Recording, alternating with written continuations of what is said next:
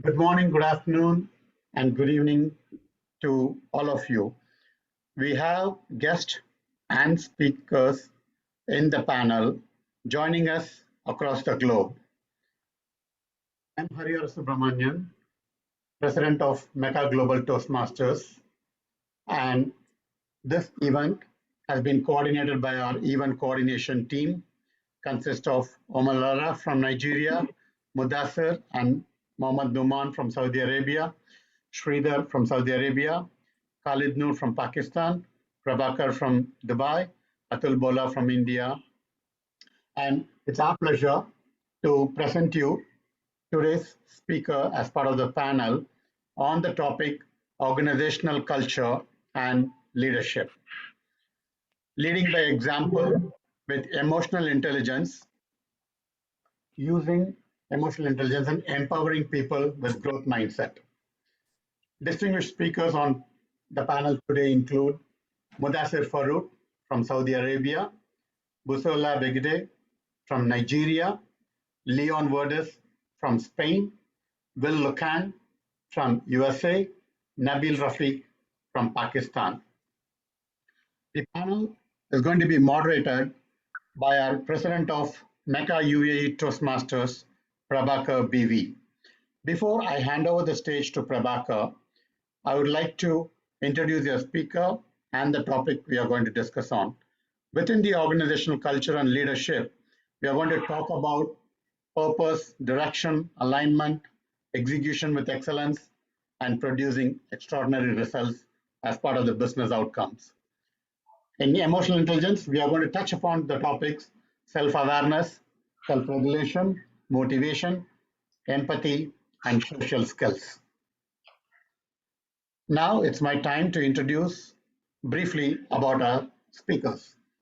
Muddasir Farooq has got 13 years of experience in MENA region related to planning, implementation, managing internal controls, improving processes, and managing the finance department of an organization. He is a strategic business partner of C-suite, advising on impacts of potential decisions, savvy in building finance function from ground up, and heading new initiatives. He has a track record of reducing cost, improving reporting processes, uncovering and resolving high-impact issues, and rolling out new technologies. He currently manages a diverse teams and works in a multinational environment. Please join me in welcoming Muddasir Farooq. Our next speaker is Busola Bejide. She is an experienced finance professional in the areas of strategic advisory, equity and debt fundraising, investment and treasury management, financial planning and analysis, financial reporting and performance management, tax planning and compliance. A self-motivated individual with a fertile mind and ability to conceive and nurture strategic business ideas. She provides support to business partners of organizations in maximizing shareholders' value through long and short-term financial planning and the implementation of various strategies. She is also available to aid SMEs achieve their economic potential and deliver enhanced long-term value to stakeholders through pro bono and paid consulting. Please join me in welcoming Busola Bejide. Our next speaker on the panel is Leon Verdes. Over the years, Leon has built a broad-based career across multiple business as CFO and B4 advisor, consumer businesses, retail, pharma, and across multiple cultures, working and reviewing businesses and accounting in USA, Europe, and Asia. He has garnered a lot of awards, including CIMA Most Influential CFO Award in 2016 and CFO 100 Award for 5 consecutive years from 2014 to 2019. He has also been awarded President's Award by Schreiber Foods, and he also has Castrol Star Award. His areas of expertise includes financial leadership, strategic planning, budgeting, forecasting, performance management, M&A, strategic leadership, and product costing and pricing. Please join me in welcoming Leon Verdes to this panel. Our next speaker is Will Lukang. He is an executive director, head of QA and testing in UBS, and accountable for leading an organization of 470 members, talented professionals across 3 regions. He oversees all of the Wealth Management Americas, testing, managing end-to-end service delivery, and achieving commercial objectives for the clients and the business organization through the on-site or offshore delivery model and remote infrastructure. He's a change agent, diversity champion, and agile coach, leveraging deep IT industry experience, optimizing efficiency, improvements, and productivity while developing people and processes to improve organizational performance. He's a John Maxwell leadership coach and an enabler. He loves coaching and mentoring people. He always looks at the positive side of every situation. Will believes in continuous learning and empowering others to grow, and he is passionate about developing talents. Please join me in welcoming Will Lukang to the stage. Our fifth and final speaker on the panel is Nabeel Rafique. Nabeel is ambitious, self-motivated, and accomplished business and finance professional with a broad skill set in accounting and financial operations, corporate governance, policy development and implementation, and internal audit and controls, while executing strategies for manufacturing, construction, services and solutions, and project management companies operating across different regions of the world. He possesses experience in mergers and acquisitions, corporate finance, financial consolidation and advisory, complying with accounting policies, and financial planning. One of his favorite quotes is, "Beware of little expenses, a small leak will sink a great ship," by Benjamin Franklin. Nabeel, welcome to the stage. Our panel of distinguished speakers is going to be moderated by our MECA UAE Toastmasters President, Prabhakar BV. Prabhakar has got 30 years of combined experience in accounting, financial management, controlling, commercial and corporate secretarial functions in various companies, including international trading, mining, quarrying, manufacturing, and wholesale distribution. He has worked for some leading global organizations, Zimmer, Saudi Aramco, CTJV, and QJX Project. Please join me in welcoming Prabhakar to the stage. Thank you to all of you who have taken time out of your precious weekend and joining us today and listening to some of this elite panel and learning from them, sharing our thoughts. And there is a Q&A panel at the end of the session where you will be able to ask questions directly to any one of these leaders. It's my pleasure now to welcome Prabhakar, who will be moderating the panel, to the stage. Prabhakar, the stage is yours. Thank you, Hari. Hello, leaders, Toastmasters, senior executive leaders, and my friends. A very good morning, good afternoon, good evening, wherever you are, according to your time zone from different parts of the world. Today, it's my pleasure to be a moderator of the panel discussion on an important management topic, organization culture and leadership. As a common man, what I understand from organization culture is it's a set of beliefs and values followed by the employees, and it becomes a habit, and how they interact with outsiders, maybe with the creditors or lenders or investors or customers, how they interact with them. So that is a perception we have. And it's very important that every organization have a right culture, on which it will depend, the organization reputation will depend. And leaders have an important role to ensure that the organizations have his organization has the right culture. Well, rather than me, it is better that our panelists talk on this more. So without wasting much time, I would like to welcome all the panelists here. And as a first step, what I would do is I would request the panelists to introduce themselves. The question would be, what role they are playing in their current organization? What is their present role in the organization in which they work? So I will start with Busola. I will first start with Busola Bejide. So Busola, yeah. Hi Please everyone, good morning, good afternoon. Thank you very much. My name is Busola Bejide, and I'm currently the head of finance with Rendeavor Group. I'm the head of finance for the Nigeria office, Alaro City, and I'm responsible for ensuring that the financial strategy aligns with the overall business strategy. I work with other units, I work with other stakeholders to ensure that the goals of the company are achieved. Thank you.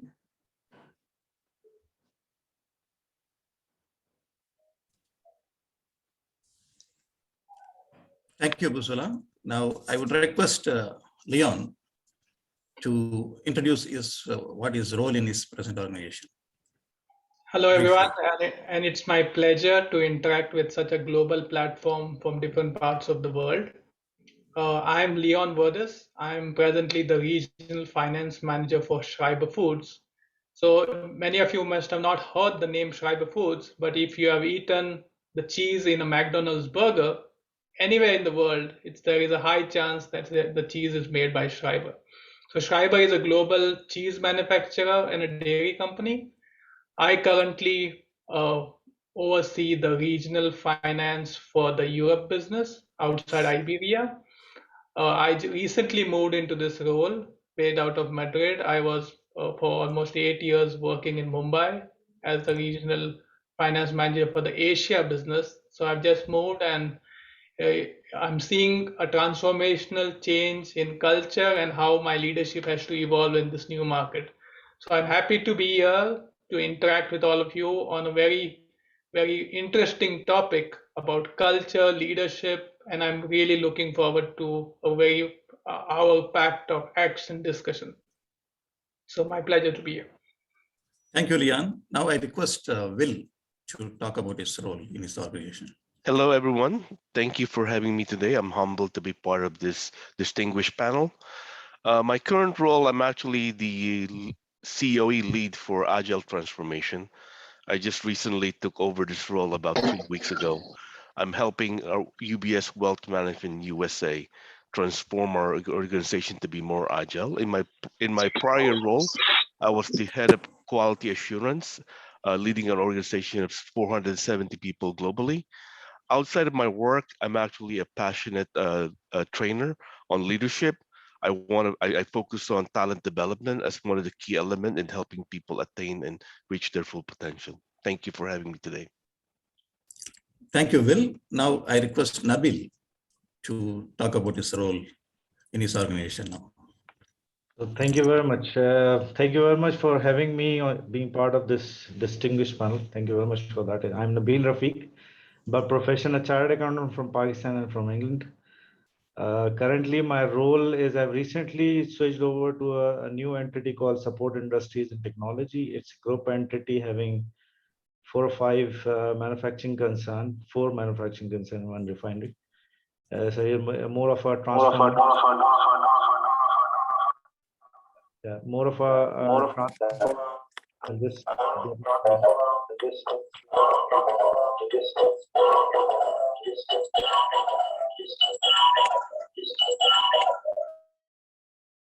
Okay, so I'm just responsible for transformation as a group CFO and director of strategy over here, and joined their board.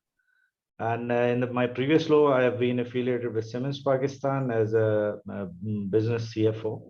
So just recently changed. And again, thank you very much for having me on this panel. Thank you, Nabeel. Now I request Muddasir to talk about his role in his current organization. Thank you, Prabhakar. And first of all, thank you for having me as a part of this panel. Currently, I'm working as a CFO in a local group called Al Amjad Trading and Manufacturing Company. We are into coffee business and one of the biggest, you can say, coffee suppliers in the Kingdom of Saudi Arabia.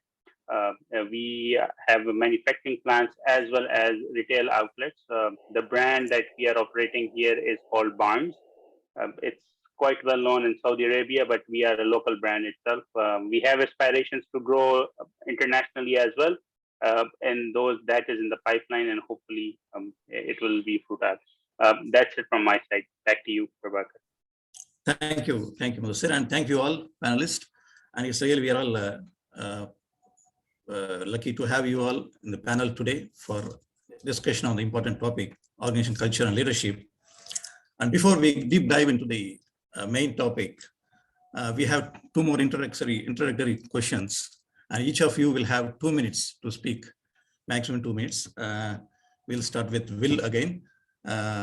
You can choose your own favorite leadership quote and just talk about it for up to 2 minutes. I think one of my favorite quote is from John Maxwell, one of my favorite author. Leadership is not a title or a position, but it's really an influence. I think to me, by thinking about that quote, it brings to light that it doesn't matter what your title, what your role in your organization, anyone could be a leader. And it doesn't mean that someone needs to report to you. It's about your ability to influence and connect with people, being able to understand what makes people tick and what's really important for their growth and development. Thank you. Thank you, Will. Now we move on to Nabeel. What's your favorite leadership quote? Yeah, that's more of a. I used to have this quote before I quote that quote, and this has been my insight of whole strategy from my education to my initial career to my experience. This has been always been a shadow of light for me. So this is from Qaeda-e-Azam Muhammad Ali Jinnah, the founder of Pakistan. I do not take a right decision. I take a decision and make it right. This is the quote which I used to follow always. And this is the whatever stage I was, I used to get the guidance from the same quote. As at this stage, I'm an experienced person. So the organization leadership for me, you have to define a strategy, you have to define a strategic goal, and then you have to drive the people around you. And that is exactly, I do not take a right decision, I take a decision and make it right. So this is the leadership quote, what I used to follow. Thank you very much. Thank you, Nabeel. Now we request Muddasir to just share what is his favorite quote, leadership quote. There are many quotes, but right now, which comes to my mind is a quote from Verdes. Leadership is the capacity to translate vision into reality. So whenever we talk about leaders, this image comes to our mind that this is this person standing in front of the queue and he's trying to bring his fellow people from one certain position to another certain position. So you will see many people who want to achieve this, but for me, the leadership has the capacity that who can translate the vision into reality, who can translate the pictures into words, into actions, and then take people from point A to point B. So this is from my side right now. Yeah. Thank you, Muddasir. Now we move on to Busola. So what's your favorite quote?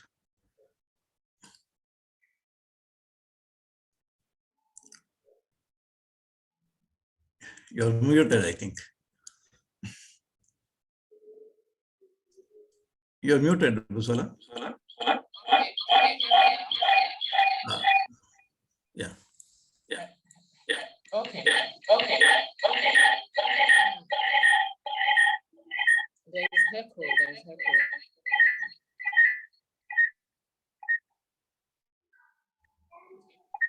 think it's better now. Please can you hear me?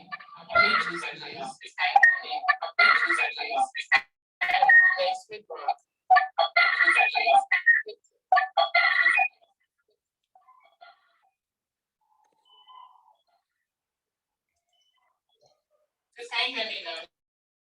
Yeah, it's okay. Is it better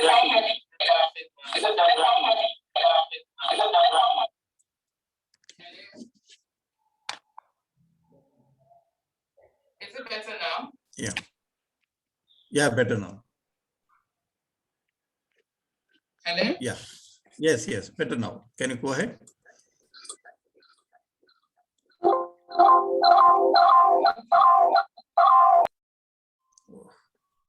Hello? Is this better? Yes. Okay, apologies. I'm using two devices. So I would say that my favorite quote is lead by example. And I believe that leaders should inspire people to the right direction. Leaders should walk the talk. Whatever you want in your team members, whatever you want to see within a team or in the world, take the first step, lead by example. If you want people to be motivated, you must show yourself as a motivated leader. Whatever result you want in people, walk the talk, lead by showing example. Thank you. Yeah. Great, great. Now we move on to Leon. What's your leadership favorite leadership quote? Okay. So my favorite leadership quote comes from Donald McKinnon, which is leadership is an action and not a position. And this is something which has been motivated me for many years, that you need to take action and this action needs to evolve based on the situation. So as a leader, whichever position you are, wherever you are, you need to make the right action, which is driving your team together, making the right decision, and taking your organization ahead. Thank you. Thank you, Leon. Now we go to the last question, last introductory question before we move on to the main topic. The question is, what does organizational leadership mean to you? And why do you believe emotional intelligence plays an important role in leadership? I repeat, what does organizational leadership mean to you? And do you believe emotional intelligence plays an important role in leadership? We'll start with Leon. Okay, so have you ever recruited a person where he's technically good, but you don't like him? No, right? Because at the end of it, though we are all driven by different objectives, I think unless we are all emotionally connected to a purpose, we cannot work together. So for me as a leader, it's a combination of learning and understanding the emotions of my team, understanding my emotions, and trying to gain alignment between all this to become a more mature leader. So emotional intelligence is very important, doing your self-awareness, trying to manage the emotions and driving results. Thank you. Thank you. We will hear from Busola now. Okay, hi everyone again. So for me, I would say that organizational leadership is about setting a goal, a strategic goal, and working with people to achieve that goal. The fact that you're working with people and there's nobody that will be you, there's nobody that will be like you. You're working with people from different environments. You need to learn how to manage people. You need people to achieve results. So where emotional intelligence comes in is the ability for you to understand your emotions and be able to interpret the emotions of the people you're working with and manage them to achieve results. Thank you. Thank you, Busola. Now we move on to Muddasir. What does leadership mean to you, and do you believe that emotional intelligence plays an important role in leadership? Thank you, Prabhakar. When we talk about organizational leadership, we usually are referring to the management approach in which the leader is helping to set the strategic goals for the organization. And at the same time, he is responsible for motivating the people in order for them to successfully carry out their assignments and the achievement to and assisting them to achieve these goals. So when we talk about emotional intelligence nowadays, I believe that one of the key factors that differentiates human beings from artificial intelligence is emotional intelligence. Long gone are those days when you would require people to do your repetitive tasks, or where you would ask people to do your data entry or to do menial tasks which could take hours and which had a high probability of a human risk factor involved. Now you have your artificial intelligence, you have your computers, you have your system. The computing power has increased in such a huge manner that you can do tasks which would take days in a matter of minutes and hours now. So for me, emotional intelligence is something, a key skill, which not only we need to look into other people, but being leaders in organizations, we need to instill it among ourselves. We need to identify what are the emotional requirements of our team. And if we are not able to do that, I believe it's a recipe that we are brewing for disaster in the future, because you will have your computers and your systems to do what is required to be done, but then that human touch which is required from you or from your team will go missing. So yes, like I said, that emotional intelligence is something which needs to be incorporated in our daily routine work, and it's an important skill, that in order to navigate the emotions that you have. So yes, that's from my side right now. Thank you. We move on now to Nabeel. Yes, organizational. Organization leader. I just want to, because of lack of time, just want to echo whatever has been said by the previous participant, especially the details that has been shared by Muddasir. So just want to echo it, and as a summary, I would say organizational leadership is, for me, is just to set an organization strategic objectives and then drive or motivate the people to achieve that strategic objectives, and that's what the leadership is for me as an organizational leadership. And as far as emotional intelligence is a talk of the town, and everybody is a new thing, evolving, not exactly new, but it's evolving altogether. So if leaders know what kind of emotions move drives us and affect the people around him, then that is the best leadership. Which the more one of the book states, before you understand, be understood. So that's what I used to have those things. So that's what the Muddasir has just mentioned. It were quite different mentions. So that's all my side as well. Thank you. Now we will ask Will to share his views. Yeah, I think a lot of the panelists already echoed that, sharing of strategy. Busola did mention that sharing the vision and mission is quite important. The other part that I think is worth noting is empowering your people to do the best job. I think one quote that I really love from Steve Jobs is, "You hire the best and talented people, and you don't tell them what to do, because you're not there to instruct them, but really get the most out of them." In the topic of emotional intelligence, I think it's really, really important, especially if you're leadership position, to focus on emotional intelligence, because emotional intelligence focuses on developing relationship with one another in order to get along and get things done. In many ways, it's also a leadership and influence. And in some respect, you need to be a catalyst of change. In order to do that, you need to have empathy on your people and understands people emotions and be able to negotiate, through conflict management. And last but not the least, it's a focus on teamwork and collaboration. Thank you. Thank you. Thank you all panelists. Now we move on to the deep dive segment. First one will be leadership culture. Each panel, I'm going to ask one question to each of the panelists, and you'll have 2 minutes to share your thoughts on that. And if you want, you can pin a timer, our Harihar Subramanian, and follow the timings, because we have also, I think we are running out of time also. So I will move on to the first question. The first question will be to Will. What are your thoughts on importance on organization culture, and how, as a leader, one can influence and develop the culture? I repeat, what are your thoughts on importance on organizational agriculture, and how, as a leader, one can influence and develop the culture?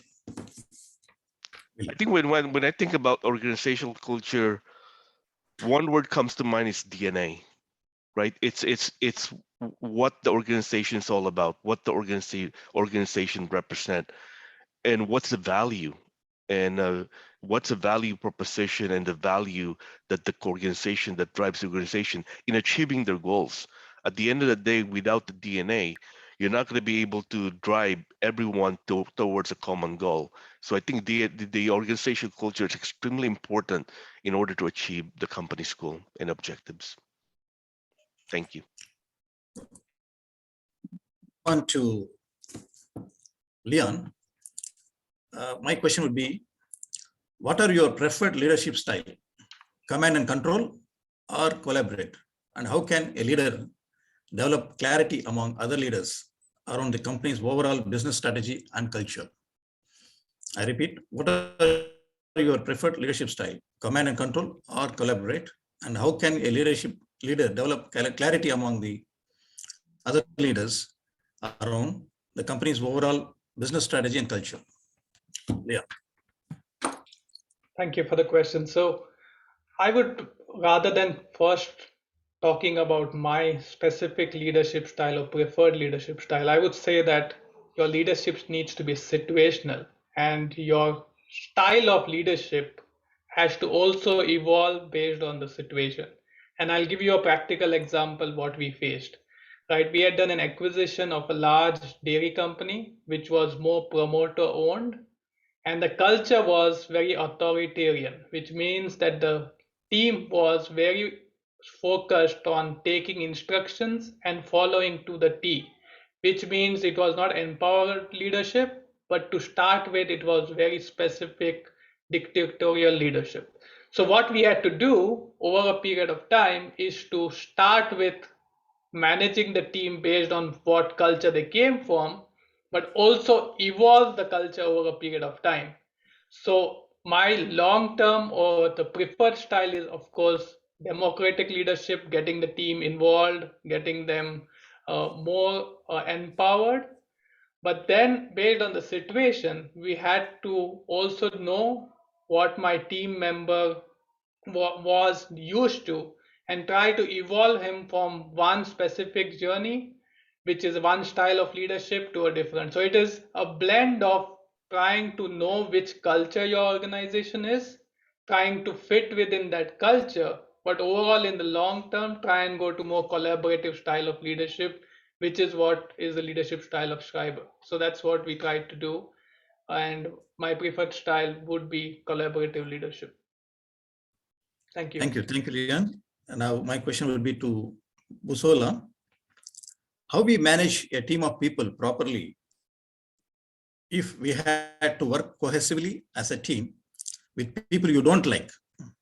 How we manage a team of people properly if we had to work cohesively as a team with people you don't like? Okay, thank you very much for that question. I would start by saying that the most difficult job of a leader is managing people. That said, how do you work with people you do not really like? First things first, focus on your objective, focus on your goal. Why are you in that team? Why were you chosen to lead that team? Why did you find yourself in that situation? Look at the end result. Look at the end from the beginning. Now, the second thing is have an open mind. First of all, you need to disabuse your mindset from the perception you have of that team. Start on a clean slate. See things from other people's perspective. Now, the third thing you should do is that you need to look at the positive side of the team members. What are their strengths? How will they help you to achieve your results? What values are they bringing to bear? How are they complementing the team? Now, the fourth one is for you to develop a work relationship. You need not go into having a personal relationship with the team members. Develop a work relationship. Learn how to give constructive feedback. Work with them. Learn how to make them gravitate towards you, which will propel you to achieving your results. I'll end my response by telling you a story based on my experience. I was working with I had to work in a team with one of my contemporaries who was known to be very cantankerous. And for 1 year, I wasn't able to achieve results. Now, I spoke with a mentor who advised me, and what I did was, this is my objective, my goal. The second thing is, I needed to look at the strengths of the person, looking at the positive side. I had to disabuse my mind from my original perception of the person. Then I developed a work relationship. Within the 4 walls of the office, we were close friends. Outside work, once it's 5 p.m. and it's close of business, I had no relationship with that person. Thank you. Thank you, Busola. My next question will be to Muddasir. How could a leader influence to avoid entrenched silos within an organization and embrace a collaborative culture? Thank you, Prabhakar, for this question. First of all, I would like to start off like when we are discussing leadership and when we discuss the culture of the organization, there are some things which are very important or which are very, which you can say are considered as an integral part of being a leader. Some of those things include that you need to cultivate a culture of trust among your people. You need to think of not as an individual, but as a team. And then you need to help your other peers and other people to be developed into leaders. And then you are constantly encouraging other people. And the most important aspect, I think, is that you need to remain humble and never be arrogant. Now, if you look at our corporate structures nowadays, and since we are in a transitional phase right now where artificial intelligence and computing powers are coming into play right now. So historically, our organizations were working as individual silos. We had departments in the organizations, and each department was working as individual silo because they had their own set of KPIs or their own set of goals which they were required to achieve.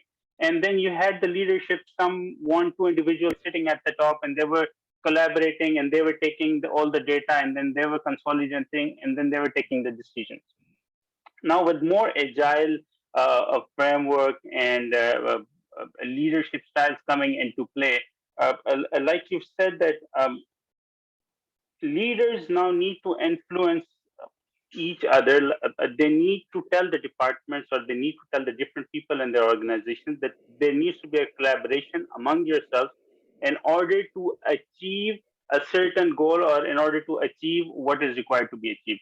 And if I can just give you an example in my current organization, once I had joined them, I was facing the same issues where our sales team was a separate silo, purchasing supply chain was a different silo altogether, and the finance and accounts team, they were considered as number crunchers or people who were working on historical data, and they were thought of people that they do not have any input in the objective makings or in order to achieve the targets. It was very difficult, but then again, like I said, the first thing you need to do is you need to gain the trust of the people at the top and the people who are working with you in order to cultivate a culture where everyone sees you as working together as one team and they do not consider you as a challenge or they do not consider you as someone who is trying to do something in order to harm them. So you need to sit with people, you need to tell them, you need to guide them that listen, whatever you are doing and whatever I am doing, at the end of the day, it needs to be collaborative, it needs to go hand in hand in order to achieve the objective, which what has been set by the top management or by the shareholders of the organization. Thank you. Thank yes, you. So back to you. Yeah. An interesting question to Nabeel. So in organization, we often face confrontations with our colleagues or any other departments, something like that. So how can we avoid a confrontational situation at work to achieve results? How can we avoid a confrontational situation at work to achieve results? Nabeel, you are muted. Yeah. Yeah, I'm just, can you hear me now? Yeah. So unfortunately, the answer is no. We cannot avoid it. It is now part of the situation because of agile organization, because of the forward-looking organization which we used to work, and the leadership style which has been inculcated in these kind of organization. We cannot avoid confrontation situation. And but there's a difference. There's a conflict. There is a difference of opinion, and there is a dispute. So if there's a difference of opinion, then we have to make to support them, because we need difference of opinion. We need uh, I would say a conflicting situation, because that grows. If two people are thinking for the purpose of organization, then they should be having their own views, and that opposite views makes organization grow. That's what I believe.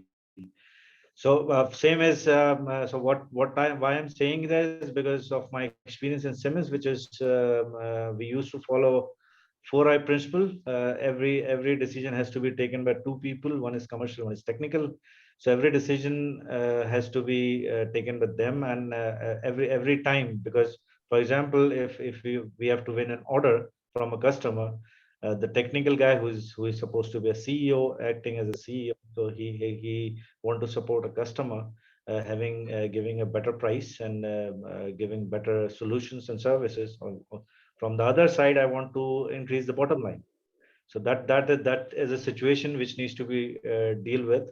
And everybody, you can quote it as a confrontational situation, and you can go ahead with calling it as a difference of opinion. So this more of a jargon which can avoid this situation. This is more what we used to say as a positive culture, as a strategy, or if I can go with the questions, that this kind of how can we avoid it? We have a strategies to because of positive attitude, because we are working on the same organization, we are following the same objectives, that can be controlled, not exactly avoided, but that can be controlled. Having a discussion one to one, not to avoid it. Do not put in the bottom of the carpet. Just face it. Go ahead and do a discussion on one to one. That's could be one of the strategies, or the avoidance technique which can be implemented. That's all from my. Thank you, Nabeel. Now we move on to the next topic, emotional intelligence. We'll start with a question to Will. Is emotional intelligence required for a successful leadership, and how a leader can demonstrate it? I think emotional intelligence is extremely important to be a successful leader. Being able to first self-manage yourself, manage your emotion, understanding and managing the situation you're in, because you sometimes don't know what you're getting into, right? And how people react, and be able to get a better understanding of how to navigate that. And I think like I said before, I think the big part of being emotionally intelligent leader is really empathy, understanding people, relating to them, not judging people. I think that's really what's critical in being able to say you're emotionally, a good leader that has good emotional intelligence. In many ways, the word like perhaps doesn't even relate to our work setting, because what we like and how we like our people is not relevant. I think in an organization, you're given that responsibility to lead people. So regardless of your culture, background, and social interests, we need to be accepting of others. So I personally don't use the word like at the work setting, because your job is to lead other people. Your job is to serve other people. So understanding people, understanding people's emotion, and how to help people transform, right? Because at the end of the day, it's all about progressive development. And when we work with people, we all at a different level in talent, skill, and capability, right? And as a leader, you have that golden opportunity to work with someone who might not be there right now from an emotional intelligence perspective. However, that person is extremely good technically. In that particular regards, our job is to help that person move the needle, help them develop the emotional intelligence, help them grow into the role where they could reach their full potential. Thank you. Thank you, Will. And we move on to Leon now. How does emotional intelligence impact the organization? How does emotional intelligence impact an organization? Okay, so I'll give a very interesting and practical example because I would echo most of the comments which Bill already made on emotional intelligence, and I don't have to go into those, but a very practical example.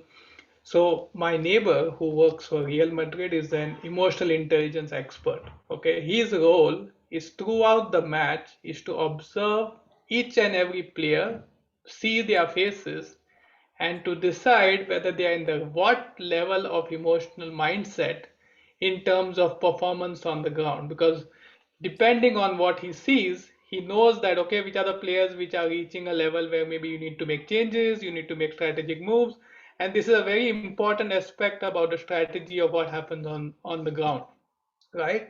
Now, this is exactly the same way we see in an organization. We want our people to be in the best emotional mindset to be their best versions, and that's leadership, and that's very, very important.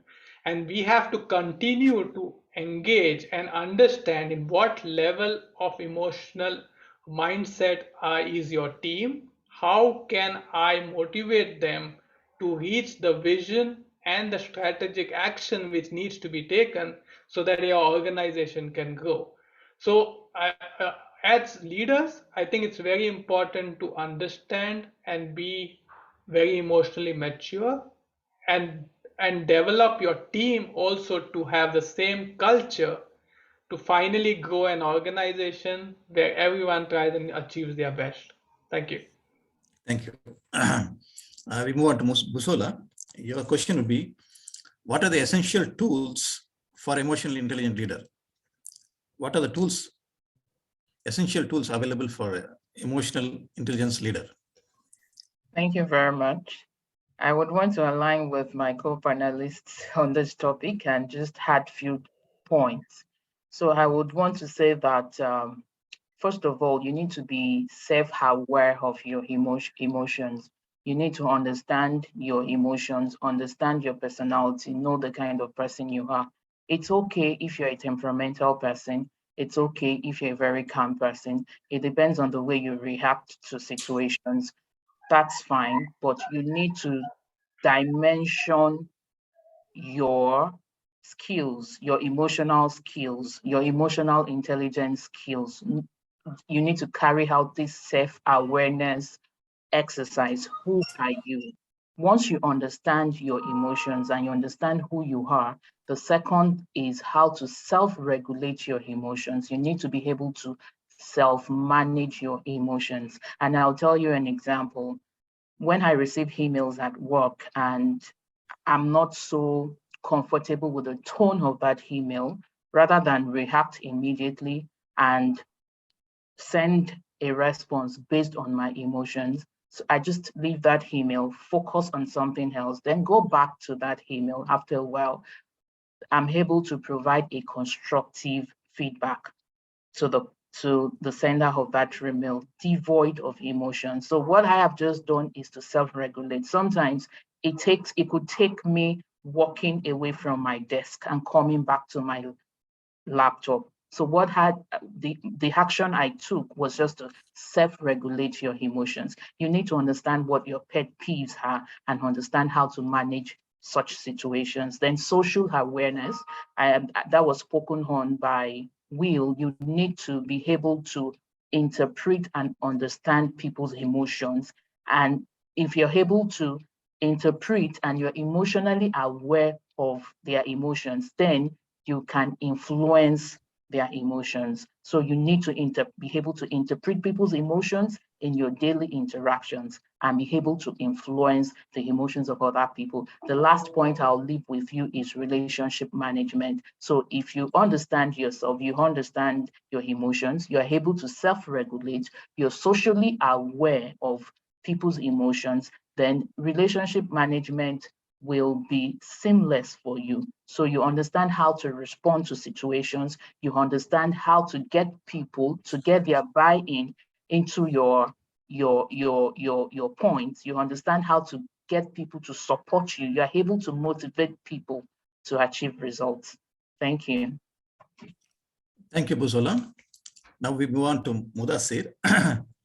The question is, you have a team of employees who are down in spirit and go about their work more as a routine, okay, instead of inspired around the purpose. So as a leader, how do you inspire or motivate them? Thank you, Prabhakar. A very practical question, and I believe all of us would have gone through this scenario where we see people around us, our colleagues, just coming in, day out, beating around the bush, trying to finish something and then go back home because they need a paycheck at the end of the month.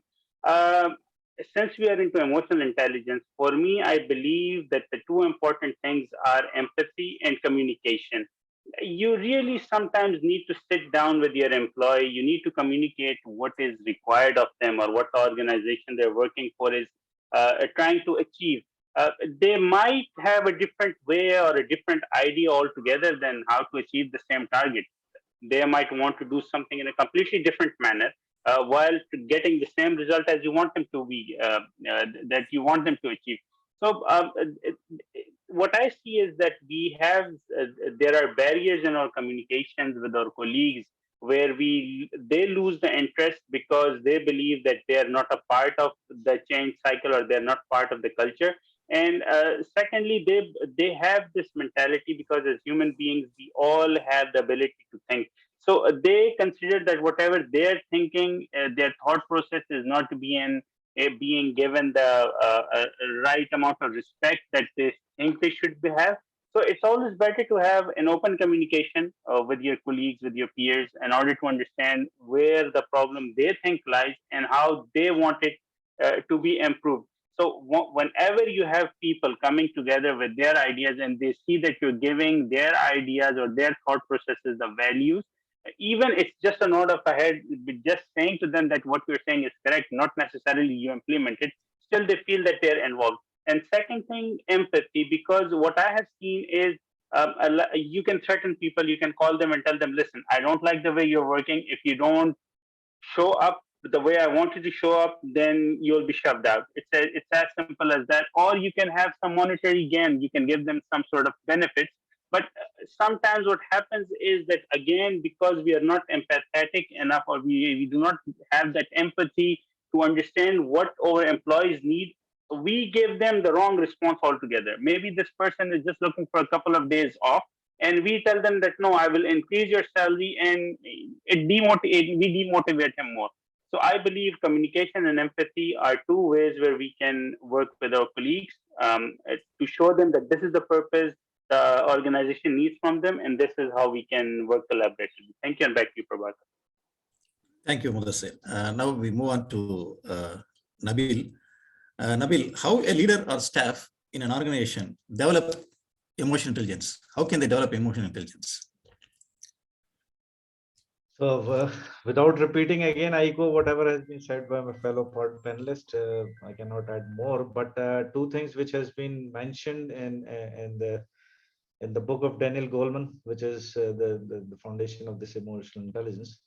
Two of the things which I want to touch upon is the human being has two minds. One is the feeling and one is thinking.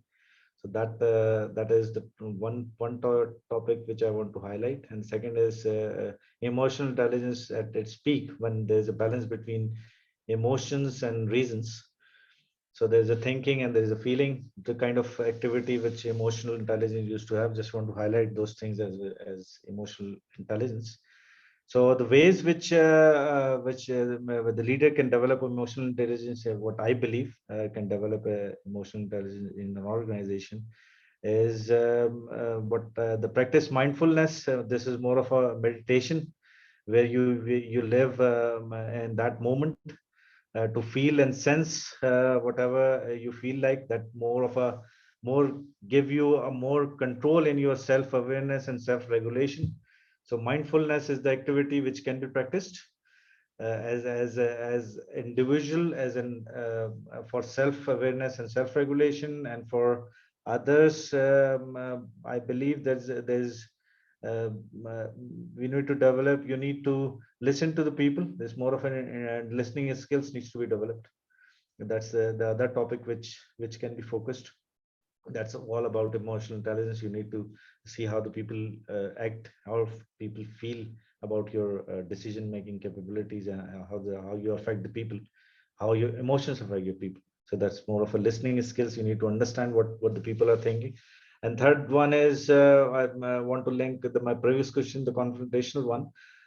So you need to sit with the people one-on-one to understand what exactly is required and what exactly the fact they want to contribute in the organization, how we can help to contribute to the growth of organization. That's the third, say, strategy which can be implemented. So that's all from my side. Thank you.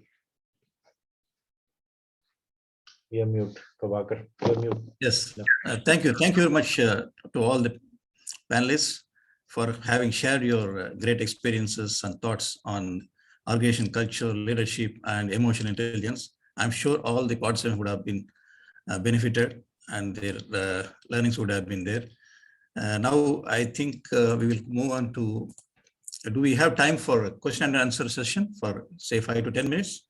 Yes. So what I would request you is, first of all, you may want to give a closing remarks and have the leaders share their final thoughts. And then we can, I don't know how many of the leaders will be able to stretch their time for another 15 minutes. If anyone wants to leave, then you can wrap it up. Yeah. So I think we had a great learnings on organization culture, leadership, and emotional intelligence. So leaders have to be empathetic, and they have to listen to the employees. They have to know their emotions. They have to be aware of their emotions. They have to control their emotions as well as of the employees. And accordingly, they have to cultivate a culture in an organization. And most important is, as I said, we have not avoid all confrontational situations. We have to be, we sit with them, tell them about the mission, vision, and we have to share the what is the company's strategies or goals. Communication is very important here. So these are great learnings which I had in these sessions, I think. So anything else, Hari, you want to add anything to this from your side? Thank you for summarizing. I would give just a 30 seconds to a minute for each of the leader to give their closing remarks. And if some of you are able to stay, we can have questions from the audience for another 5-10 minutes. So your closing remarks, Will. I think I would say that as a leader, it's really important to empower our people and allow them to apply their knowledge and skills in service of the company. And our role really is more on giving them the framework and opportunity to get the most out of their capability and ultimately help them achieve their goals. And we could use emotional intelligence as a means to help grow and facilitate a great outcome for our organization. Thank you. Thank you, Will. Let's go to Nabeel. Yeah. Yeah, so I think first of all, thank you for the opportunity. It was a great discussion with a panel from different cultures and different parts of the world. We had an excellent discussion on leadership. And for me, the summary is, as a leader, you need to first adapt to the culture of the organization, then set the right strategy for your team, and finally empower and create the environment for your team to do their best. And that's what will give you results. Thank you. Awesome. Thanks, Leon. The Muddasir. Thank you, Prabhakar. It was a great discussion. Some great eye-opening aspects which came forward today. In my final remarks, I would say, in the era of artificial intelligence, it's your emotional intelligence will set us apart from the machines. So wherever you go, please do not let go of the empathy for your fellow human beings. And secondly, always try to have open communication with everyone, be it your boss or be it your subordinate. Communication is the key to understanding the problems and to finding the solutions. And communication does not mean that you are saying something. Listening is a very key aspect of communication. Thank you. Thank you. Nabeel? So first of all, thank you very much for having me on this again. That's a very insightful discussion we have. Learned a lot about it. So as a closing remark, I would say, I again echo whatever other panelists has already covered the emotional intelligence all about.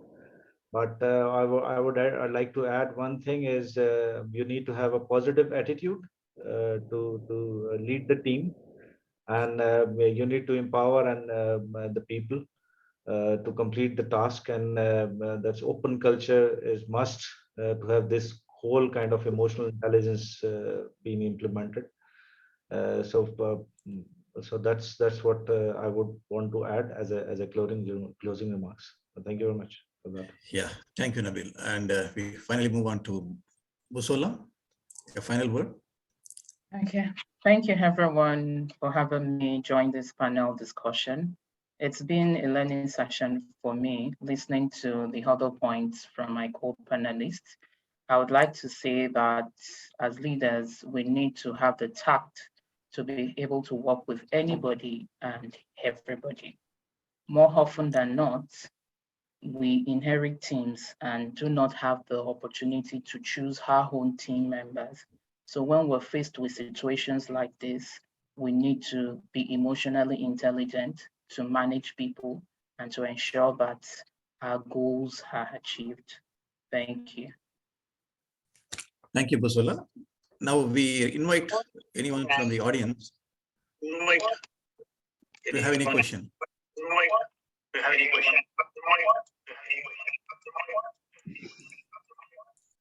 Thank you, Prabhakar. Let me just stop the recording. And, thank you, everyone, for a wonderful discussion today. We will have the few questions from our audience for another 5-10 minutes, but I'll pause this section so that we can go to the next section.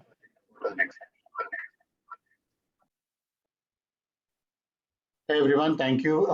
So thanks to the panel on discussing about organization leadership and emotional intelligence playing a major part in leadership. We will now open the segment to our audience. We will have 3 questions. Anyone from the audience or encouraged to ask a question to our leaders. I think Khalid has a question. Khalid, go ahead. Thank you. Excellent discussion on a very important topic. My question to Will is that emotional intelligence, the pillar is self-awareness. And as leaders, it is sometimes very difficult to get a feedback from your team because they may be not so open to give the feedback or kind of healthy criticism. And sometimes you as a leader also are uncomfortable receiving negative feedback. So how do you overcome these issues? How do you create your self-awareness as a leader? Thank you. I think that's a very good question. I think I did experience that for quite some time. A few years ago, I would always ask my team to give me feedback, but often I would not get any feedback. In fact, I might get 1 or 2, but they're all positive ones. And later on, I decided that I would share, in a way, kind of be vulnerable, right? Share your weaknesses, share your challenges at work, but not really share everything you have in life. But really, as a person in the corporate world, people sometimes have this image of, as a leader, you know everything, you could do everything, and you actually don't have problems. But the reality is, the higher you move up, the bigger your problem is, the more worry you actually have. And what I did is I do it as part of my one-on-one, where I send them an agenda, and I would say, if it's a 30 minutes meeting, you got 25 minutes of whatever content you want to talk about.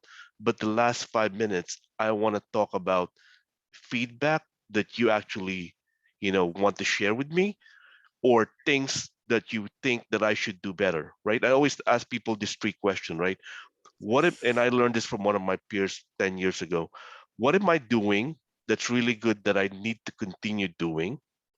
What am I doing that's not really helpful that I should stop doing? And what are the things that I should be doing that I'm not doing, right?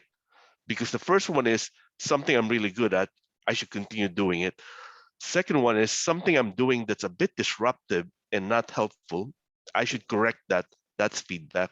And the last but not the least is, as someone who's actually serving you, what am I not doing for you? Maybe I'm not helping you grow. So to me, being confident, being self-aware, being conscious that the fact that feedback comes from a source of like honesty, and creating that environment and putting that up front and letting people know that that's something we want to talk about, and I'm actually open to have that discussion. And yes, you're right, it's really hard sometimes to get criticism that you didn't really think that you need to work on. But I think the key to it is keeping an open mind, whether it's you think it's right or not. Like what Busola said, sometimes you need to put your emotion in the parking lot and then not really activate it at that moment, but try to internalize it and reflect on it later on. Thank you. Good question. Thank you, Will.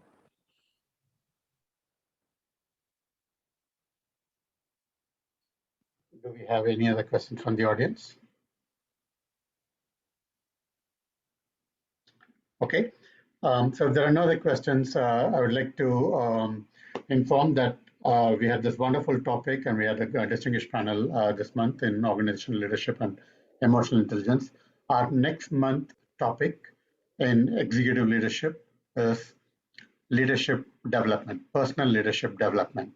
We will be touching upon topics like vision, developing vision, leadership as influence, empathy, importance of communication skills, developing effective habits, developing leadership models, and how to embrace thought leadership and innovate and inspire others and organizations.